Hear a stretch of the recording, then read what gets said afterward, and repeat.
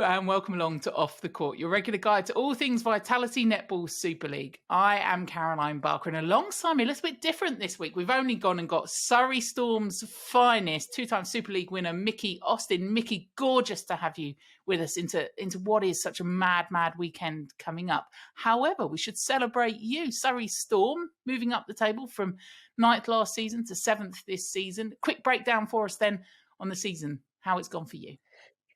Yeah, I think the tagline this year that we've sort of gone with is this year was a season with progress to be proud of.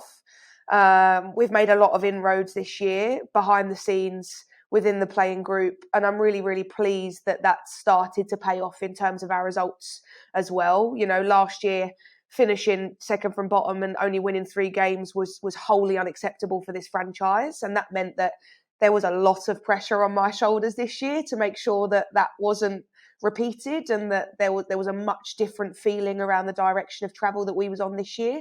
So I'm really pleased and proud that we've done that.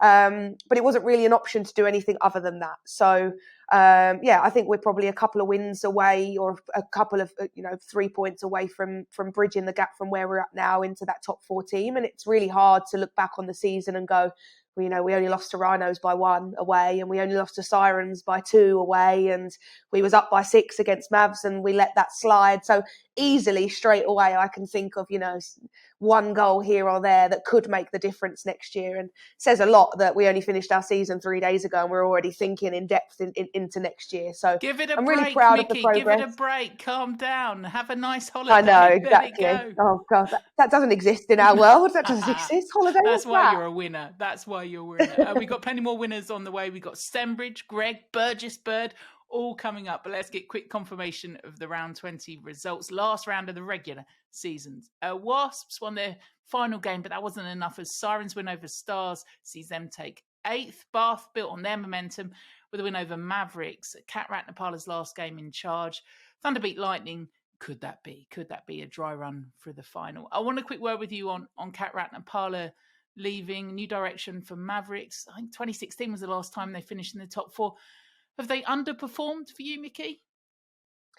Yeah, look, firstly, I think Jessa Ilby made a fantastic point when she was in studio at Sky Sports on Monday Night Netball, talking about how, I understand on face value, 5 coaches in 1 season seems very, very dramatic. But if you take a step back from that and you have a look at the reasons why, all of those are you can understand, stepping away for family reasons, visas, etc. But it does have to be acknowledged that that's a hell of a lot of coaching experience that the league and the playing personnel of this country are losing in 1 season. I think, Cat Ratnapala's departure was obviously a bit unexpected. But I think Cat would probably say firsthand that for a Mavericks side who have, an incredibly high level of player across the board in their team and have done for a long time now, she would probably have quite a high level of expectation for that group. I'm sure she would have wanted them to make finals over the last couple of years, so that she can be disappointed. And I think in that respect, if you remove the personal from it, you would expect the personnel at Mavericks to probably, no question be finishing in that top 4 position. I do think this season, though, Mavs have been incredibly unfortunate. Losing Ina Marie Venter midway through with the calf injury at a non-ideal time is absolutely not great for any team that are trying to push for a top 4 place. Then Raz Croshy, obviously second Achilles injury. And there's no level of qualification or experience that can prepare you for that as a coach. So I think that's been really tricky for a Mavs side this year. But really interesting times for what's going to happen at a lot of franchises going into next year where, quite frankly, right now, they don't have the stability that some others do. So interesting time at Mavericks. But I really hope that isn't the last we see of Cat Ratnapala. She's too experienced, got too much to give for that to be the last we see of her. So fingers crossed that's we see that transition into potentially a different position. One of the other 4 that are free, maybe. Whoa, so say all of us. Let's have a look at the table then. Manchester Thunder then undefeated, averaging 69 goals per game. Confirmation of your top 4. Mavericks, Rhinos, Storm and Sirens making up the top 8. Storm, I should have underlined that. They qualify for the Fast 5. It's go again for Wasps, Dragons and Stars next season. Right, up next, we dive into the semi-finals. First up, Manchester Thunder, Team Bath. Well, Anna Stembridge is first onto the show. Anna, congratulations on making the final four. Never in doubt, never in doubt. How would you sum up the season, and what does it mean to be going into semi-finals and finals weekend? It's been a bit of a roller coaster, to be honest, in terms of the start of the season. We were throwing quite a few challenges, but in terms of, the wonderful news around Serena and her pregnancy, we had two big hits in terms of COVID. So yeah, a bit up and down, but credit to the girls in terms of the grit and character that they've shown. And we're really proud to have made the final four. It's not a given, and it's something we can't take for granted. So the last couple of weeks, we've really enjoyed, building up to what will be, I'm sure, a cracking semi-final on Friday. We were having a little chat before, weren't we, Mikki, before you came on, just about that change. And I know, Mikki, it's something that you wanted to talk about, this kind of getting that consistency through the season. Yeah, Anna, I think it's fair to say you would probably agree as well that the first half of the season for a Team Bath side probably didn't go to plan as much as you'd hoped, or certainly didn't get the consistency factor that you would have hoped. So you've been so much more solidified throughout the middle portion of the season and definitely into the back end. So was there a specific turning point that you can look back on now and go, yep, it was that game, it was that performance, or even like a specific conversation that had to be had from within? But is there something that you can now pinpoint being like, that was a really important moment for our team, and then there's been a mass change from there?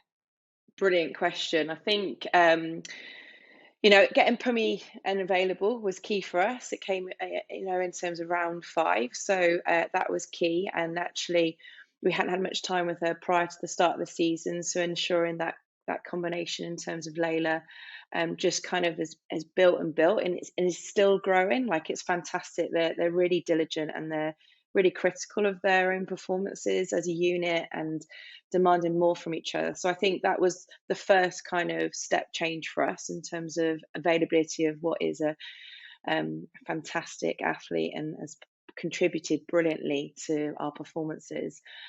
I think for me, probably that game away at Sirens.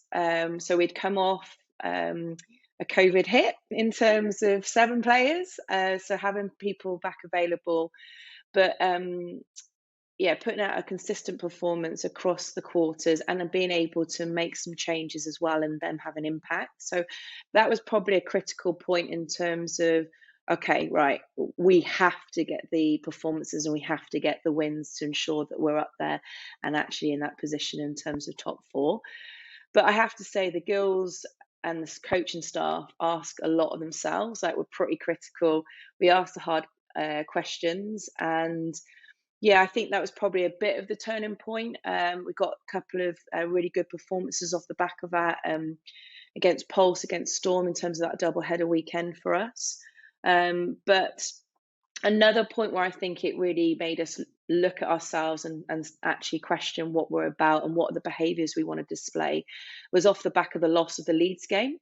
Credit to Leeds in that Sunday performance, having lost the day before. They came out all guns blazing, and we were way too slow to start. So there's been some key learning points for us and some really hard conversations, which has been brilliant, by the way. But credit to the players and the staff in that respect. And then, I guess, as you say, like, it's so important, isn't it, that message comes from within, and you have people within your group that can spearhead that, because it's different if it comes from a coach or from external. So you want people from within to be able to, pause it, hold that conversation, have a difficult chat, hold people accountable, I guess. And that must make a big difference for you. Absolutely. And I think that's where I feel very fortunate in terms of not just the caliber of the athletes, but the caliber of the people. And, while we're all on a journey, when we talk around having honest conversations, there's a real endeavour to try and be honest and to try and not only deliver and ask questions, but also receive it. And I think that can be the challenging and the prickly point as well, in terms of how we do that.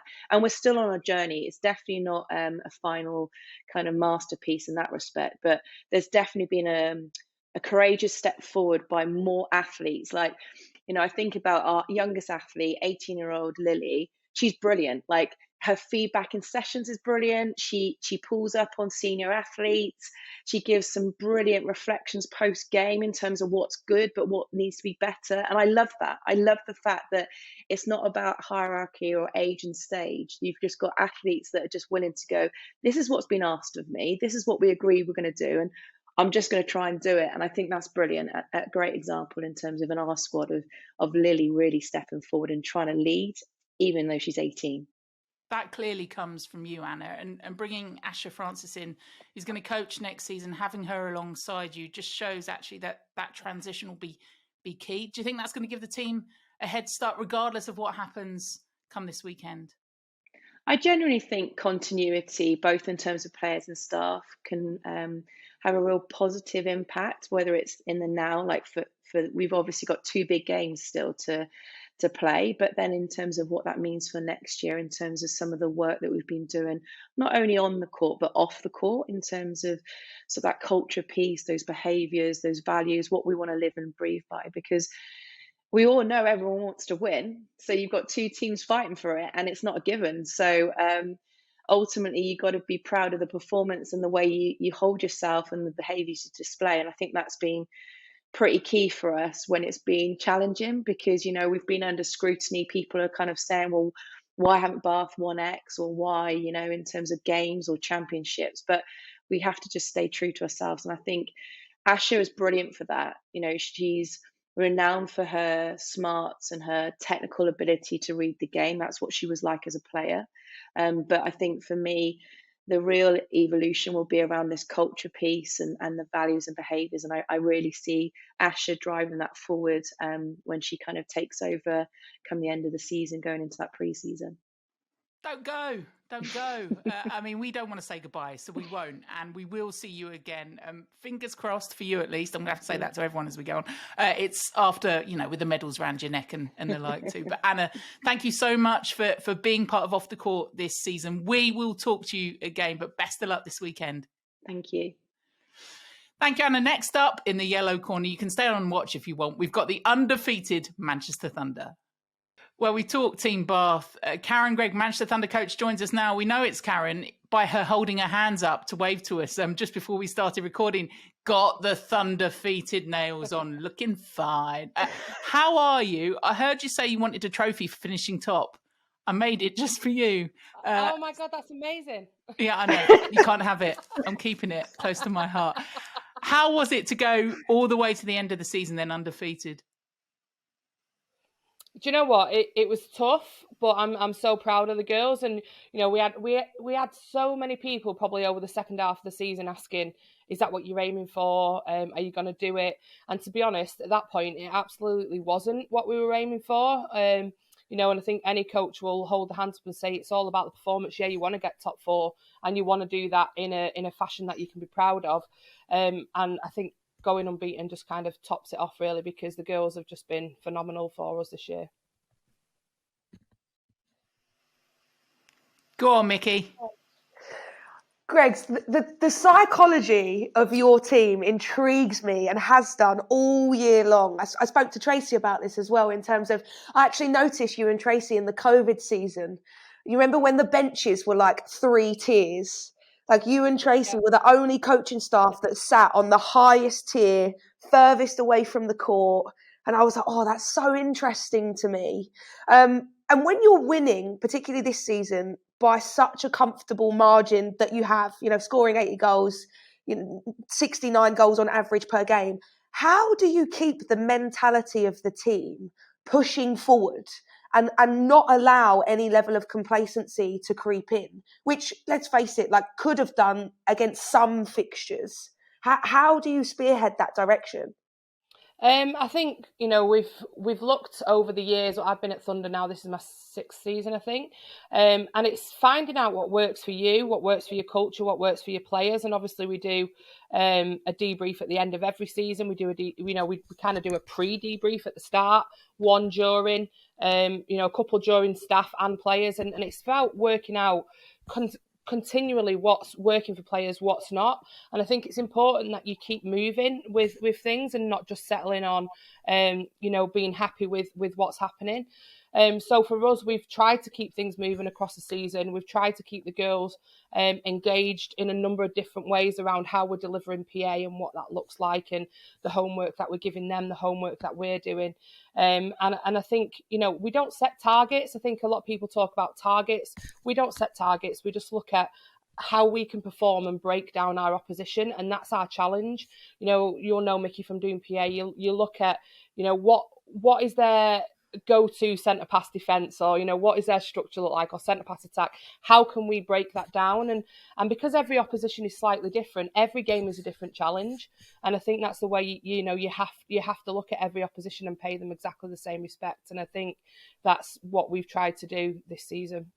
I love the thought of you sending like Laura Malcolm and Joyce and Vula home with some homework to do. I tell you what, Laura loves it. Laura I bet. Homework, yeah, she loves it. She's a proper netball geek. She'll admit that too. How are speaking of Joyce? How is she? We saw that awful what looked like a horrendous thumb injury, which we said about netball finger, but that was far worse than that. How is she? How is everyone looking ahead to the weekend? Yeah, Joyce is fine. She's tough. It was a bit disgusting at the time. Remember, she come running over to the bench and she had a hand like this, and when she opened her thumb, it was like split along here. How did that even happen? I've got no idea, and I've watched the video back a few times to see how, but anyway, it happened. So yeah, we had to get the paramedics into the changing rooms at half time to glue her back together, and there was a few squeals. I think it stung a little bit, but she's tough. We strapped her up, and then you went, here's a bib, go back on. Exactly. It was a left hand. She's all right. You'll be fine. You only shoot if you're right. Exactly. No, she's good, and the squad are looking good. We've had to really pay attention to how we obviously approach this week. 3 games in 6 or 7 days is huge, especially when there's a semi and a final there involved. So yeah, lots of recovery. We actually gave the girls the full day off away from netball yesterday. They went and did some hydrotherapy stuff in the pool, but we've got a massage treatment training tonight, the same again tomorrow morning, and then trying to give them as much rest ahead of Friday. So you have done things slightly differently. Yeah, I was going to ask about your training schedule this week, and whether, because that must be really difficult for you as a coaching team to go, right, well, is a finals week the week that we want to start adjusting training and removing sessions, but also in the same breath, this week on face value, we're going to go Monday, Tuesday, Thursday, Friday, Sunday, regardless of what happens in those games. So that's got to be a really difficult place to be in, also including the travel from Friday to Sunday. Well, we actually had a what-if scenario. I planned a what-if scenario right at the start of the season.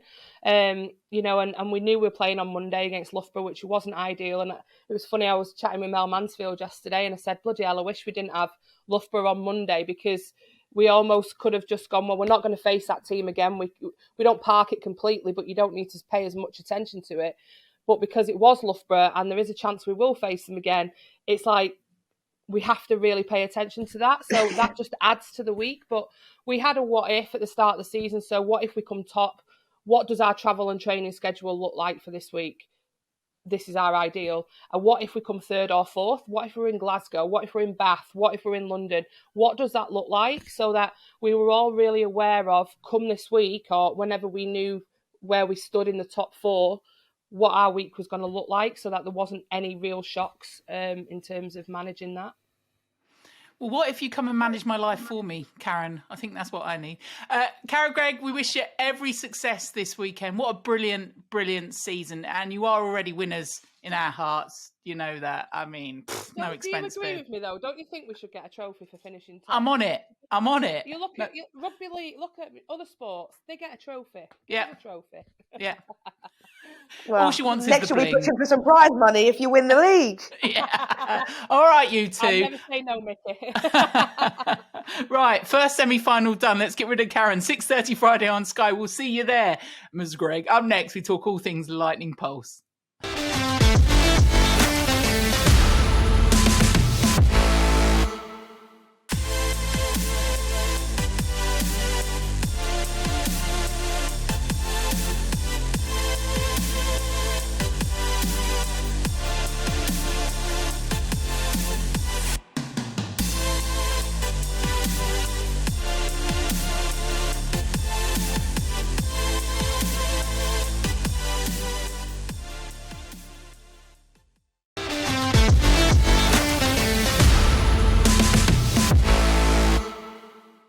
And this is a special Off the Court Coach's Corner finals weekend. Caroline Barker with Surrey Storm player coach Mikki Austin. Tamsin Greenway is back for a full analysis of finals weekend next week. But let's remind you of that lineup. We've already heard from Greig and Anna Stembridge. Next up to the rank, defending champions Loughborough Lightning face Final Four newcomers London Pulse in that second semi-final.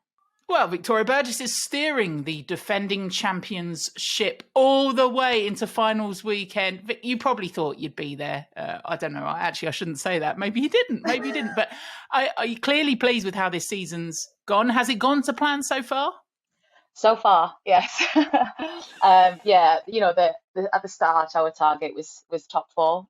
We've achieved that relatively kind of early on within the season. So we're really pleased with that and celebrated that at the time. And since then, it's just all been about the finals weekend and how we can push on and do what we haven't done before. And I mean, you're the only team, or the only team you've lost to all year long has been Manchester Thunder, obviously. And that includes a massive part of the season. I think it's fair to say you guys have had to really utilise different combinations, different people. You were missing players like Mary Cholhop for a large majority of the season, Nat Panagari, Beth Cobden. They're massive names in your team sheet and your lineup. So just how proud are you of the wider group to be able to hang tough in that period, which was a really interesting period for a Loughborough Lightning side? Yeah, interesting's a very good word. I chose that wisely. Yeah, we've been a little bit unlucky across the season to have some of our key players not available at times. And as you said, like you mentioned, proud. I am so proud of the girls and so proud of the squad to be so available to and able to step up when needed, fixture to fixture. And there may be games where we haven't won by large margins, but that's fine. A win is a win, and ultimately we've got a lot of those youngsters some really valuable experience leading into these finals. So that also causes me a headache around selection and what that looks like, but it's also a really privileged place to be in with regards to what different combinations can do when we come up against different types of like strategic defense. So that's put us in a really good position as well. So I am pleased with where the girls are at, and I am really proud of the squad as a whole in the way that they've managed themselves and actually just stepped up to the plate when expected. And should be proud of yourself as well, Vic. Like first season in a head coach position, and Lord knows, I understand how tough that is. So that's they've probably been able to step into that environment because you've enabled them to do so. So give yourself a pat on the back for that. And you mentioned about being able to be quite tactical with changes and implementing people at right time against structure. We saw that, didn't we, against the last head-to-head between you and Manchester Thunder? Yeah. Current reigning champions are you guys, but with Thunder's undefeated season, that's sort of been where the talking point has been this season from external. Do you reckon that's played into Loughborough's hands a little bit? Yeah, we've spoken about kind of just getting on with our job. So we've gone a little bit under the radar, just winning games, getting through. There's lots of hype about, obviously, credit to Thunder and them being unbeaten, but ultimately, in Monday's game, I had to make some real coaching decisions around what I needed to see, who I needed to get out there, and actually who I needed to take off the court. So it was one of those, like, do you go for it, or do you do you protect them and find some information out leading into those finals? So I had a little bit of a battle with myself on the sideline at one point, but stuck to my stuck to your left hand side. Stuck to my priorities. So I am pleased with that, and we got a lot out of that game. And one thing that we have spoken about is that there was still things that we were in control of that we can fix up. So it's not kind of like there's stuff that we can still develop on even at this stage of the season. Mikki and Vicky. Mikki mentioned, Vic, that you had Beth Cobden by your side. How is she? Are we going to see her this weekend? Fingers crossed, not on the bench. She's okay. She's on her return to play, so she'll be in training with us this week, and we'll just see how it goes. So I'm not promising anything, but it is what it is. You know, if she's ready to take the court, she'll be ready to take the court. If she's not, she's not, and we're in a really good place for it. But for other people to step up in that position, and she's high value whether she's on the court or not.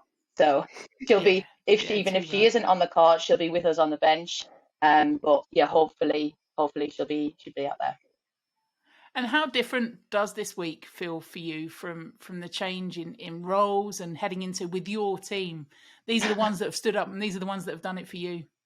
The girls have been absolutely amazing. Like there's such a wealth of experience in there. From winning last year. Also, we've got Fran in there who's done a back-to-back before, so they can take a lot of information from her on how she was feeling previously and pass that on. And I think they've been outstanding on and off the court in the way that they hold themselves, in the way that they approach each game. And this weekend's no different. This weekend for us is no different. We take it game by game and see where it gets us. It's been a real delight watching your team this season. Your team, Victoria Burgess, going all the way to finals weekend. What a moment it would be to defend that title. Thank you so much for coming on Off the Court. We're going to talk to Sam Bird next. But for now, Victoria, thanks for coming on. No problem. Thank you. Well, London Pulse are ready for the Final Four. Sam Bird, been there, done it before, but with a new team and first team into it. Woohoo! We congratulated you on getting there, Sam. Now you're in this week, building up to the finals. How is it? It's just really exciting, actually. It's just great. It's the energy in the camp's great. The girls are just really excited. Had a really tough training session last night. And I think there's just a lot of belief and privilege that they've qualified, and just a lot of excitement to see what we can do. Yeah, well, I mean, privilege, you guys have earned it. Pulse have been so consistent in the standard that they've performed at this season. The most recent outing versus Thunder is what I wanted to chat about, because I for one definitely thought, and I know I wasn't the only one that that was such a match that was worthy of a final. And I think that really did make the netball world realise just how high of a level that your team can compete at. So what lessons did you and the team learn about yourselves in that game, albeit lost yet, but surely you would have taken so much from that? Yeah, well, thank you, Mikki. I think it's all about belief with a young squad, and I think we as coaching staff can say as much as we like, but for them to feel it and know how well they played, and to know that they can compete with literally any team in the league, it's just really given them the confidence and belief they need to push on for the last week. And as you know, we pre-planned to play all 12 of our players as well, which in a finals game obviously we won't be doing that. So it was really good to be able to still be in a position where we experimented a little bit but still push them so hard. So everybody in the squad got a taste of how to compete with the informed team of the league, and it's given them a lot of confidence. Yeah, 100%. And who knows, next time you might face that team could be in a final, and what a sense of belief that must give them to know that, well, last time I was up against so-and-so, up until the 56th, 57th minute, we were right there. So that's a really scary prospect, surely, for any other opposition that now has to face your team. Yeah, I think so. And as you know, we've sort of got the best defensive record in the league. But, I'm always attack biased, as you know. I focus on the attack. And I'm just really pleased with how the attack has done this year. And, we've always had a good defence at Pulse. But the attack have just really connected so well. And players like Liv Sheen have just stood up, in her first full year as a starting player. And for me, that's been really, really exciting to see those players stand up against some really outstanding defenders in other teams. Yeah, and last question for me was going to be... Go on. Sorry, Caroline.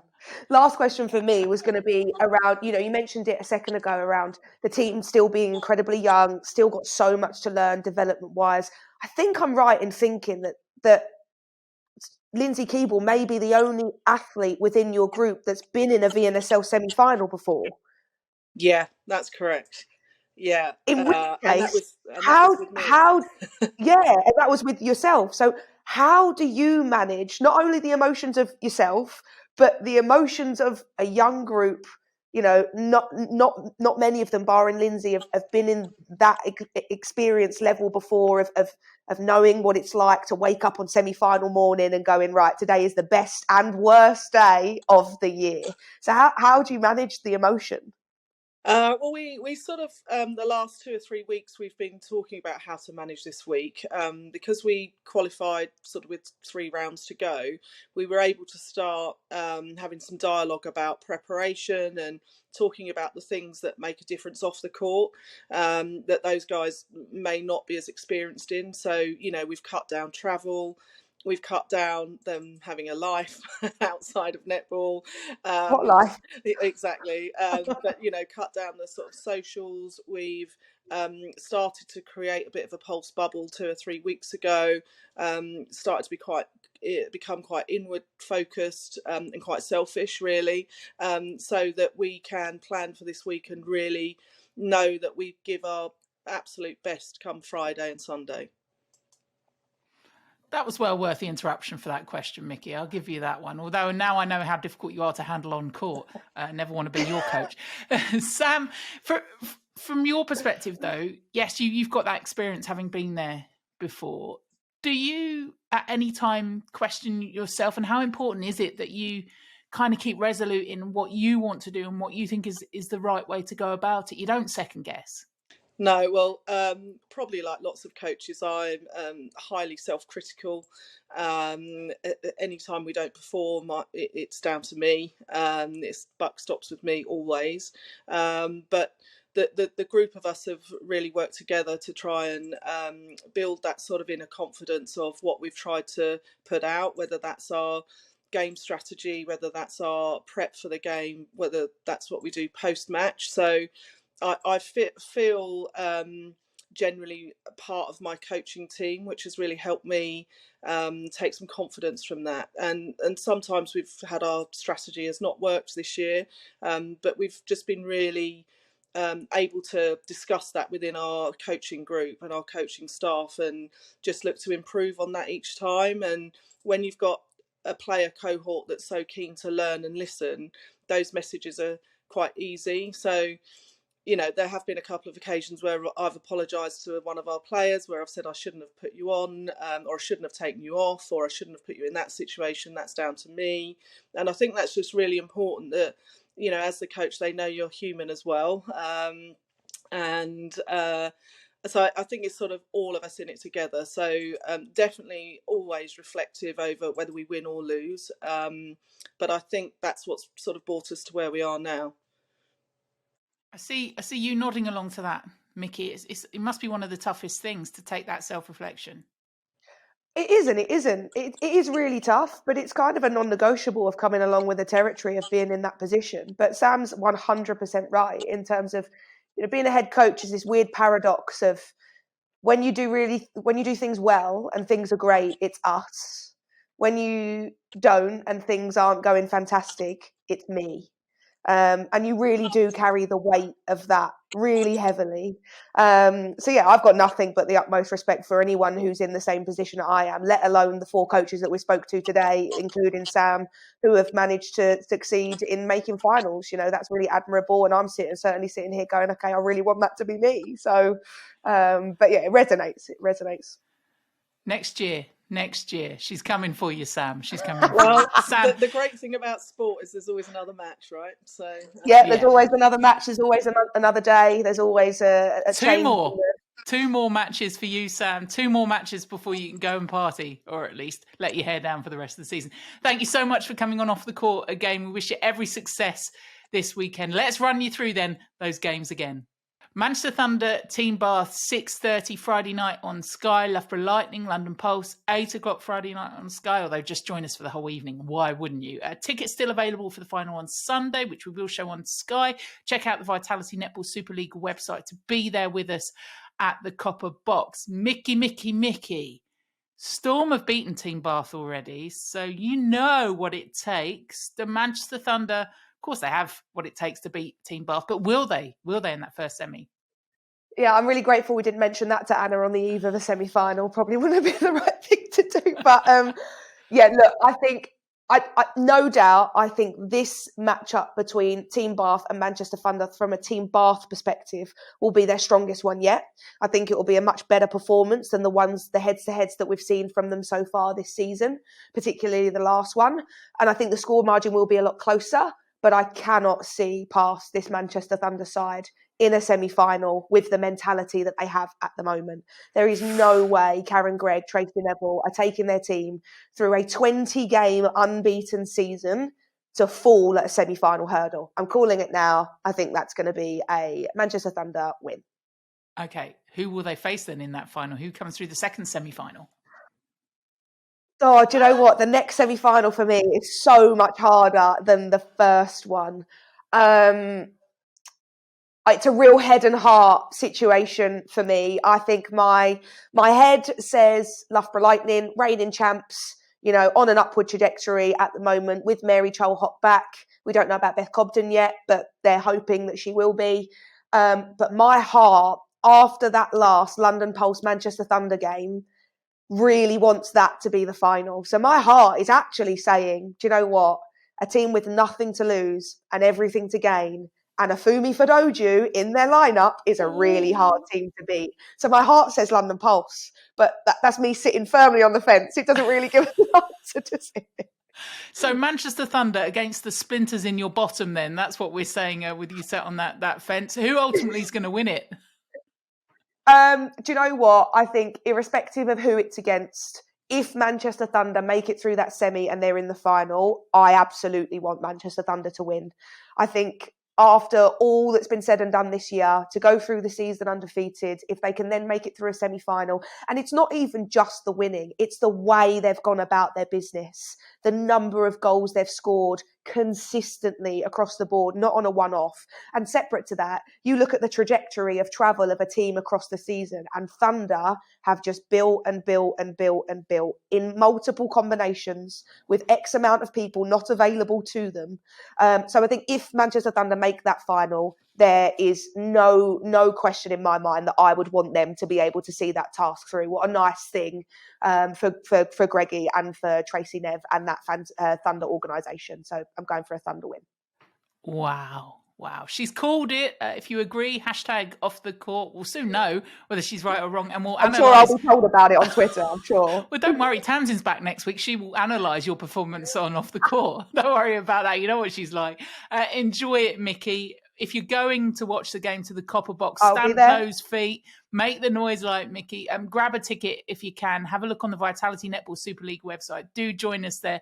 If not, we'll see you on the telly. And if not, we'll see you next week on Off the Court. What a wonderful, wonderful season. And we're nearly there. We've nearly done it. You too could be holding this aloft. Answers on a postcard, whether you'd like that.